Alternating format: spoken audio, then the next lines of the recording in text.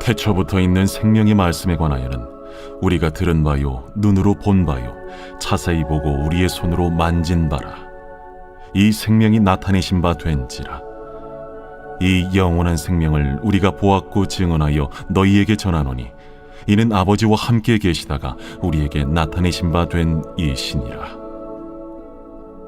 우리가 보고 들은 바를 너희에게도 전함은 너희로 우리와 사귐이 있게 하려 함이니 우리의 사귐은 아버지와 그의 아들 예수 그리스도와 더불어 누림이라.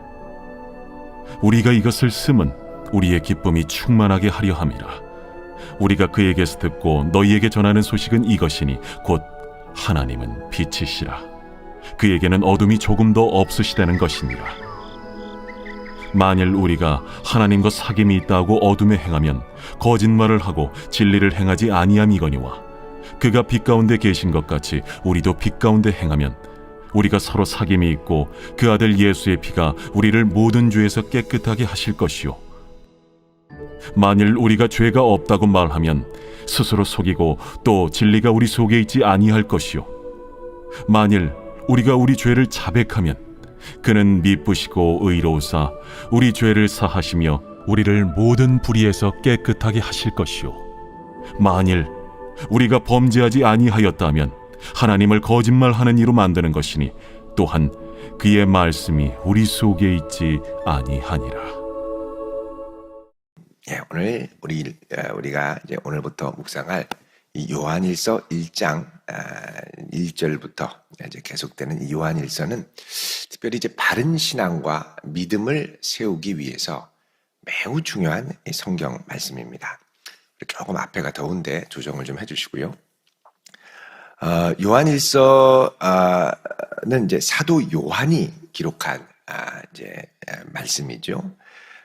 사도 요한은 이제 원래 이제 에베소에서 이제 목회를 하다가 patmos섬에 이제 유배를 가게 됐습니다. 그래서 patmos섬에 유배를 가서 거기서 요한계시록을 기록하고 다시 이제 1년 후에 또 풀려나서 이제 그 에베소로 돌아와서 남은 생애를 장수하며 이 유세비우스의 교회사에 보면 트라얀 시대까지 살면서 목회했다 그럽니다. 여러분, 이 트라얀 황제는 언제까지 살았던 분이냐면 97년에서 114년, 주후 97년에서 114년까지 살아서 아마도 이 트라얀 시대까지 목회를 했으면 이 사도 요한은 적어도 100세 이상은 충분히 좋게 살지 않았겠느냐. 왜냐하면 예수님을 만났을 때가 벌써 20대 초반이라고 하면 이제 트라얀 황제가 97년부터 이제 재위를 했으니까, 그러니까 주후 100년까지 살았으면 적어도 120세까지는 꽉 채워서 사역을 했을 가능성이 많습니다.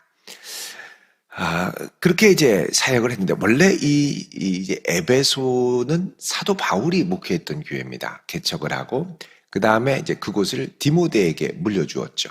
디모데가 목회를 하는데, 5월에 이 에베소에는 아데미 여신의 축제가 있는데, 아데미 여신의 축제 때 디모데가 끌려가서 돌팔매질을 당해서 이제 죽임을 당하고, 그래서 이제 목회자가 빈 이 공간, 디모데의 순교 이후로 이 공백을 그 사도 요한이 이곳까지 와서 나중에 이제 목회를 맡게 됩니다. 왜 사도 요한이 여기까지 있었느냐?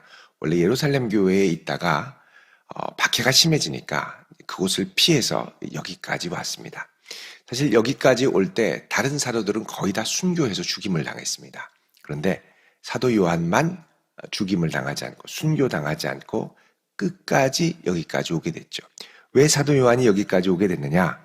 여러분, 요한복음 19장 27절에 보면 예수님께서 십자가에서 못 박혀 돌아가시면서 마지막으로 이 요한에게 한 말이 있습니다. 그건 뭐냐면 어머니 마리아를 보고 보라 내 어머니라 그러죠. 그래서 그때부터 사도 요한이 마리아를 어머니처럼 모시고 살고, 어떻게든 이 마리아를 안전하게 지키고 보호하기 위해서 핍박이 있으면 항상 안전한 곳으로 피신을 다니다가 결국은 에베소까지 오게 됐죠. 그래서 이 에베소에 가면 마리아의 무덤, 그리고 사도 요한이 목회했던 그 에베소 교회의 터가 아직까지 남아 있습니다. 이제 요한 일서 이제 특별히 이 이제 시작, 오늘 말씀 1절에 보면 시작이 참 중요합니다. 태초부터 있는 생명의 말씀에 관하여는 우리가 들은 바요, 눈으로 본 바요, 자세히 보고 우리의 손으로 만진 바라 그럽니다. 여러분, 이 말씀이 무엇과 비슷하냐면 요한복음 1장 1절과 아주 유사합니다. 요한복음을 잠깐 가보시죠. 자, 요한복음 1장 1절에 보면 태초에 말씀이 계시니라. 이 말씀이 하나님과 함께 계셨으니 이 말씀은 곧 하나님이시니라 그러죠. 그래서 태초부터 계신 분은 말씀이고 이 말씀이 하나님이다 라고 하는 겁니다. 자, 근데 우리가 언뜻 들을 때는 하나님이 말씀이고 말씀이 하나님이니까 말씀을 받아들이는 건 하나님을 아는 거다, 이렇게 이제 생각할 수 있는데 그 차원을 넘어간다라는 거죠. 사실 이 요한복음에서 태초에 말씀이 계시니라 라는 말은 뭐에 관한 거냐면, 여러분 창세기 1장 1절에 뭐라 그럽니까? 태초에 하나님이 천지를 창조하시니라. 자, 태초에 하나님이 천지를 창조하셨을 때 이 천지를 창조하신 분이 누구냐? 우리가 알기로는 하나님인데, 하나님만이 아니라 하나님과 함께 계셨던 말씀이라는 것이죠. 그래서 1장 2절에 태초에 그가 하나님과 함께 계셨고, 3절에 만물이 그로 말미암아 지은 바 되었으니 지은 것이 하나도 그가 된 것이 없이는 없느니라 그럽니다. 그러니까 태초에 하나님이 천지를 창조하셨는데 이 천지를 창조하실 때 함께 계셨던 분이 누구냐? 바로 말씀이라는 겁니다. 근데 이 말씀은 그냥 성경 말씀이 아니라 여기 말씀의 나눠주에 보면 로고스라고 돼 있죠. 헬라어로 로고스. 다른 말로 하면 이 로고스는 뭐냐? 창조주가 되시는 로고스 되시는 성자 예수 그리스도를 말합니다. 로고스가 우리말로 하면 말씀 이런 뜻이 됩니다만, 이 로고스는 그 당시 이 말씀을 받았던 헬라 철학에 있어서는 어떤 의미로 받아들여졌냐 하면, 헬라 철학의 세계에서는 로고스가 맨 처음에 온 세상을 시작하게 한 창조의 동력으로 나옵니다. 보통 헬라의 철학책에 보면 제일 처음에는 일자라고 그러죠. The One. 그래서 온 세상을 창조하게 한 첫 원동력이 되는 첫 시작, 그리고 거기로부터 시작되는 첫 동력이 뭐냐? 로고스. 로고스 밑에 소피아, 소피아 밑에 알레테이아. 그래서 로고스 말씀, 소피아는 지혜, 지혜 밑에 알레테이아는 진리. 이렇게 해서 이제 만물이 시작되는 헬라의 철학 체계가 있다라는 것이죠. 근데 이것들을 이제 그 당시의 사람들이 워낙 못 알아들으니까, 자, 이 세상을 시작하신 분은 하나님이고 하나님과 처음부터 원래부터 계셨던 분이 바로 이 로고스 대신 그리스도인데, 이 로고스는 그냥 말씀이 아니라 이분은 바로 하나님의 품 안에 태초부터 계셨던 하나님이시다. 성자 하나님이시다. 그래서 성부, 성자, 성령 구별된 인격의 삼위 하나님이 한 본질로 하나로 계시는 삼위일체 하나님을 처음부터 이 요한복음은 보여주고 있는 것입니다. 자, 그래서 다시 요한일서 1장 1절로 오시면 태초부터 있는 생명의 말씀, 여기 생명의 말씀 4번 나눠주 밑에를 보면 뭐로 되어 있습니까? 로고스로 되어 있죠. 로고스, 창조의 동력 대신 성자 하나님, 성자 예수 그리스도 하나님을 가리키는 겁니다. 이 말씀에 관하여는 단순히 그냥 말씀이 아니라 그냥 말씀으로 창조, 빛이 있으라 그래서 그냥 빛이 있었다, 그게 아니라 그 빛이 있으라고 선포되어 나간 분이 로고스 대신 성자 하나님이라는 겁니다. 그분은 단순히 말이 아니라 뭐라 그러냐면 우리가 들은 바, 눈으로 본 바, 자세히 보고 우리 손으로 만진 바, 인격적인 하나님이시라는 거죠.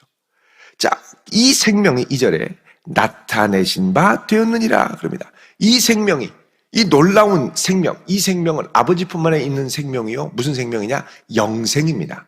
이 영생이 우리에게 나타내신 바 되었다. 어떻게 나타내게 됐느냐? 여기 보면 이 영원한 생명을 우리가 보았고 영생을 우리가 보고 그리고 증언해서 너희에게 전했는데, 이 영생 되신 분은 누구냐? 아버지와 함께 계시다가 우리에게 나타나신 바 됐다. 아버지 품속에 있던 독생하신 하나님, 독생하신 성자 하나님이라는 것이죠. 자, 그래서 요한복음 1장 18절로 가시면요. 요한복음 1장 18절 우리 같이 읽겠습니다. 시작. 본래 하나님을 본 사람이 없으되 아버지 품속에 있는 독생하신 하나님이 나타내시느니라. 이게 너무너무 중요한 구절입니다. 독생하신 하나님, 아버지 품속에 있던 태초부터 계시던 독생하신 성자 하나님이 우리 가운데 보고 만지고 들릴 수 있도록 오신 분, 이게 뭐냐? 성육입니다. 성육하여 이 땅에 오신 분 예수 그리스도. 그러니까 하나님이 하나님 품속에 있던 성부 하나님 품속에 있던 성자 하나님이, 성자 하나님은 본질에 있어서는 하나님이지만 성부 하나님과 인격적으로 구별이 되는 성자 하나님이, 하나님께서 성부께서 이 세상을 너무 사랑하셔서 이 독생자 예수 그리스도를 보내기로 결단을 하셨죠. 그래서 이 땅에 오신 분이 예수 그리스도 성자 하나님인데, 이 성자 하나님을 어떻게 하느냐? 우리가 보고 듣고 만졌고 그 다음에 어떻게 해요? 이 영원한 생명을 너희에게 전하였다 그럽니다. 자, 이 영원한 생명을 너희에게 전하였다. 자, 우리가 보았고 증언했다. 이거 누구냐? 사도들을 가리킵니다. 그래서 이 모든 성경에는 사도적 전승이 있죠. 베드로후서 1장 16절에 보시면요, 이렇게 얘기합니다. 우리 주 예수 그리스도의 능력과 강림하심을 너희에게 알게 한 것이 교묘하게 만든 이야기를 따른 것이 아니요, 지어낸 이야기가 아니요, 우리는 그의 크신 위엄을 친히 본 자라. 직접 보고 들었던 사도들이 증언을 해서 그들에게 전해줬다라는 겁니다. 그래서 여러분, 성경은 사도적 전승이 있는 책입니다. 사도적 전승은 뭐냐? 직접 성자 예수 그리스도를 보고 듣고 경험했던 이들이 전해준 것. 그래서 교회는 사도들과 선지자들의 터 위에 세움을 받은 곳이죠. 이런 에베소서 2장 20절에 보시면 뭐라고 말씀하냐면, 에베소서 2장 20절 이렇게 말씀을 합니다. 같이 읽겠습니다. 시작. 너희는 사도들과 선지자들의 터 위에 세우심을 입은 자라. 그리스도 예수께서 친히 모퉁이 돌이 되셨느니라. 자, 사도들, 그러니까 모퉁이 돌은 예수 그리스도고, 이 예수 그리스도의 행하심과 말씀하심을 직접 보고 우리에게 전해준 분들이 누구냐? 사도들.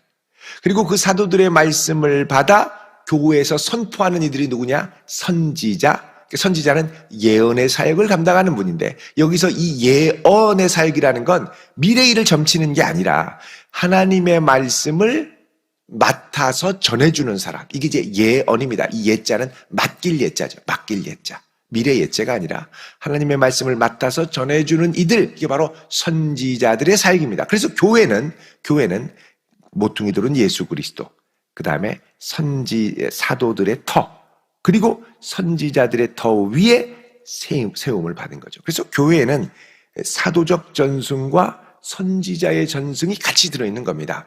그래서 이 사도적 전승을 무시하고, 우리 어제 잠깐 말씀 나눴습니다만, 산속에 들어가서 자기 혼자 계시 받아가지고 꿀꺽벌 잡숴 드시고 얘기한다. 요거 이제 결정적으로 위험한 게 뭐냐면 사도적 전승이 빠진 거예요. 사도적 전승을 배제하고 자기 마음대로 자의적으로 해석을 하는 거죠. 내가 책 받아 먹었다. 뭘 책 받아 드셨어요? 엉뚱한 얘기를 하시는데요. 잘못 이야기하는 거죠. 교회는 항상 사도와 선지자의 터 위에 세움을 받는 것이 교회라는 겁니다. 그렇지 않은 것은 교회가 아니죠. 자, 다시 요한 1서로 오시면, 이 영원한 생명을 우리가 보고 증언해서 너희에게 전하였노니, 이는, 이 영원한 생명은 아버지와 함께 계시다가 그 다음에 어떻게 해요? 우리에게 나타나신 바 됐다. 이게 뭐냐? 성육하셨다는 겁니다. 성육했다라는 건 말씀, 성자 하나님이 한 육신을 택해서 그 육신 위에 쏙 들어온 게 아니고, 성자 하나님이 한계 있는 인간이 되시기로 작정하셔서 성자 하나님이 100% 사람이 되신 겁니다. 되신 거예요. 입은 게 아니고. 그래서 말씀이 육신을 입었다라는 표현은 아주 위험한 표현이고, 말씀이 육신이 되신 것입니다. 하나님께서 인성을 취하여 100% 사람, 100% 하나님이 되신 사건이 성육신이라는 것이죠. 자, 이 성육하신 그리스도를 3절에 우리가 보고 듣고 만졌죠. 그리고 너희에게 전한 것은 왜 그러냐? 우리로 사귐이 있게 하려 함이다. 여기 이 사귐은 코이노니아라고 합니다. 헬라어로 코이노니아. 친밀한 교제, 생명을 나누는 교제. 그러면서 이제 뭘 나누냐? 예수의 생명을 나누거든요. 예수의 살과 피를 나누거든요. 그렇게 친밀하게 전하는 것은 우리와 사귐이 있고, 또 우리의 사귐은 아버지 하나님과 그 아들 예수 그리스도와 더불어 함께 누림이라. 이걸 뭐라 그러냐? 공동체, 예수의 몸을 이루는 기쁨이라고 합니다. 자, 우리가 이것을 너희에게 쓴 것은 너희의 기쁨이 충만하게 하려 함이라. 그래서 여러분, 이 성도들의 이 교제에는 충만함이 있어야 되고, 충만한 기쁨의 한가운데는 누가 있어야 되느냐? 예수 그리스도가 있어야 됩니다. 예수 그리스도가 우리 교제의 중심이 될 때 기쁨이 충만해지지, 예수 그리스도 제끼고 세상 걱정, 근심, 아파트 값이 폭락한다 뭐 이렇게 되면 교제의 기쁨이 없어요. 우리 교제의 중심에는 예수 그리스도가 계셔야 되는 것이죠. 5절에 우리가 그에게서 듣고 너희에게 전하는 소식은 이것이니 곧 하나님은 빛이시고 그에게는 어두움이 조금도 없다라는 것입니다. 자, 그래서 우리가 이 빛이신 예수 그리스도 안에 교제를 가질 때는, 자, 6절에 만일 우리가 하나님과 사귐이 있다 하고 어둠에 행하면, 빛 가운데 행한다고 하면서도 이 죄 가운데 행하면 거짓말을 하고 진리를 행하지 아니함 이거니와, 그가 빛 가운데 계신 것 같이 우리도 빛 가운데 행하면 서로 사귐이 있고 그 아들 예수의 피가 우리를 모든 죄에서 깨끗하게 하실 것이다. 빛 가운데 계신 것처럼 우리도 빛 가운데 행하면 사귐이 있고, 그죠? 예수의 피가 우리를 모든 죄에서 깨끗하게 한다. 자, 우리가 빛 가운데 행하고 빛 안에, 그리스도 안에 서로 기쁘게 사귈 때 어떻게 해요? 예수의 피가 우리를 모든 죄에서 깨끗하게 하실 것이고, 자, 만일 우리가 죄가 없다고 말하면 스스로 속이고 진리가 또 우리 속에 있지 아니할 것이요. 자, 그리스도 예수의 보혈 위에 우리의 믿음을 세우며 서로 교제할 때 기쁨이 충만하고, 그 다음에 예수의 보혈로 사함받은 은총이 충만한데, 만일 우리가 죄가 없다고 말하고, 이게 그 당시에 들어온 이 초대교회의 영지주의 이단 분파입니다. 죄가 없다. 그리고 예수님에 대해서도 예수님은 가현설이라고 그러죠. 도케티즘이라고 그래서 예수님은 그냥 육체로 온 게 아니라 영으로 싹 왔다, 보이지 않게 영으로 싹 사라졌다. 예수님 십자가에 못 박혀 죽으실 때도 그냥 아파서 돌아가신 척한 거지 사실은 아프지도 않았다. 영적인 존재이기 때문에 이런 식으로 오해하는 이단들이 있었다는 겁니다. 근데 이들의 주장 중에 핵심은 뭐냐? 우리는 예수님이 내 죄를 용서하실 때 싹 죄가 없어졌기 때문에 그 다음에 잘못하고 범죄해도 더 이상 죄가 없다. 우리는 죄가 성립하지 않는다라는 주장이었죠. 8절에 우리가 죄가 없다. 왜 죄가 없냐? 내 영혼은 구원을 받았기 때문에. 육체로 행하는 건 상관없다. 내 영혼의 구원에 전혀 해가 안 된다. 그래서 육체로 잘못한 거는 그냥 조금 실수한 거고요. 영적으로만 잘 쓰면 된다. 육체로 잘못한 거는 내 영혼의 구원에 아무 해가 없기 때문에 그냥 이거는 그냥 꼭 주여하고 회개하기보다는 내가 이런 실수를 좀 범했습니다. 이 정도로. 이건 회개할 게 아니고 뭐라 그러냐? 자백할 거다 그럽니다. 그래서 이런 이단들은요, 자백과 회개를 구분합니다. 자백은 그냥 내가 좀 실수했다. 이 정도 인정하는 거고. 왜냐하면 이들은 영혼의 구원을 받고, 그래서 여러분 영혼 구원이라는 말이 좀 무서운 말입니다. 믿음의 결국 영혼의 구원을 받음이라, 영혼 구원이라 이렇게 얘기할 때 이 영혼 구원이라는 말은 푸시케의 구원인데, 이 푸시케라는 말은 여기서 전인의 구원, 생명의 구원 이런 뜻이지 내 영의 구원 이런 뜻이 아닙니다. 이것도 상당히 왜곡하는 표현인데, 어쨌든 이 우리 안에 있는 예수의 피가 우리를 깨끗게 할 때는 전인적으로 용서함을 받아야죠. 근데 영혼만 구원받아서 이제 그다음부터 나는 아무 죄가 없고, 그래서 구원받은 표는 뭐냐? 회개하지 않는 게 구원받은 표입니다. 왜냐하면 내가 죄사함 거듭남의 확신이 있기 때문에 그다음부터는 뭘 해도 죄가 안 된다는 거예요. 그래서 회개하지 않는 게 이게, 그리고 죄책감을 느끼지 않는 게 구원받은 표시라는 거죠. 이런 엉뚱한 주장을 하는데 요거를 깨닫는 게 뭐냐? 죄사함과 거듭남의 비밀이라고 얘기를 합니다. 이 얘기를 하면 교도소에서 얼마나 좋아하는지 모릅니다. 제사함 건너면 그 사람들은 뭐 얼마나 죄책감이 많겠어요. 근데 싹 없어지는 게 구원받은 증거다 그러니까 아주 좋아한다고 합니다. 자, 그러나 이게 분명히 얘기를 하죠. 그렇게 우리가 죄가 없다고 하면 8절에 스스로 속이고 또 진리가 우리 속에 없고, 그런데 9절에 만일 우리가 우리 죄를 자백하면, 여기 자백이라는 말은 confess입니다. 영어로. confess라는 말은 우리의 죄를 남김없이 낱낱이 다 토해버리는 거죠. 토설해서 회개하고 철저히 고백하는 것. 그러면 주님은 신실하고 미쁘시고는 신실, faithful이라는 말이죠. 아무리 죄가 많고 반복해서 저질러도 변함없이 신실하셔서, 그리고 의로우셔서 우리 죄를 어떻게 해요? 사해 주신다. 용서해 주신다는 겁니다. 그리고 우리를 모든 불의에서 깨끗하게 해 주신다는 것이죠. 근데 10절에 만일 우리가 범죄하지 아니하였다, 나는 더 이상 죄를 안 짓는다, 이러면 하나님을 거짓말하는 이로 만든다는 겁니다. 그래서 뭐라고 그러냐면 예수님께서 십자가의 모든 죄를 정죄하는 율법을 폐지시켰기 때문에 더 이상 지금 우리를 정죄할 율법이 없어서 우리는 죄를 짓지 않는다, 이렇게 얘기하죠. 왜곡한 겁니다. 율법을 완전케 하신 거죠. 폐지한 게 아니라 율법의 요구는 있지만 그것을 예수 그리스도를 믿는 믿음 안에서 완전히 해결해 주신 겁니다. 그래서 지금도 우리가 잘못하고 죄를 지으면 뭐 죄가 안 된다가 아니라 이거를 우리가 옛날 구약처럼 제사를 지을 게 아니라 누구에게 가져가야 되느냐? 예수 그리스도에게 가져가야 되는 거죠. 이게 결정적으로 차이가 있는 겁니다. 그래서 10절에 만일 우리가 범죄하지 아니하였다고 하면 하나님을 거짓말하는 이로 만드는 것이니 또한 그의 말씀이 우리 속에 있지 아니하니라 그럽니다. 그래서 우리가 예수를 제대로 알아야 되고 예수 그리스도의 구속의 은총을 바로 깨달아야 되고, 그 다음에 이 바른 그리스도의 은총 위에 어떻게 해요? 서로 기쁜 믿음의 교제와 사귐이 있어야 되고, 그리스도의 몸된 교회의 교제의 중심은 뭐가 되느냐? 예수 그리스도가 되어야 합니다. 예수 그리스도를 중심으로 만나고 예수 그리스도를 중심으로 나누고 예수 그리스도를 중심으로 기도하고, 그러니까 우리 교제에 예수님 빠지고 다른 거 갖고 자꾸 얘기하면 이게 모임이 이상하게 흐릅니다. 내 삶도 그렇습니다. 우리의 삶의 중심이 예수 그리스도로 충만할 수 있기를 축원드립니다.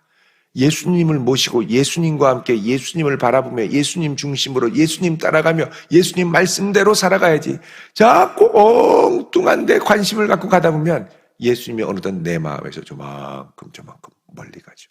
예수님 멀어질 때 위기가 시작됩니다. 모르죠? 서서히 시작됩니다. 야금야금.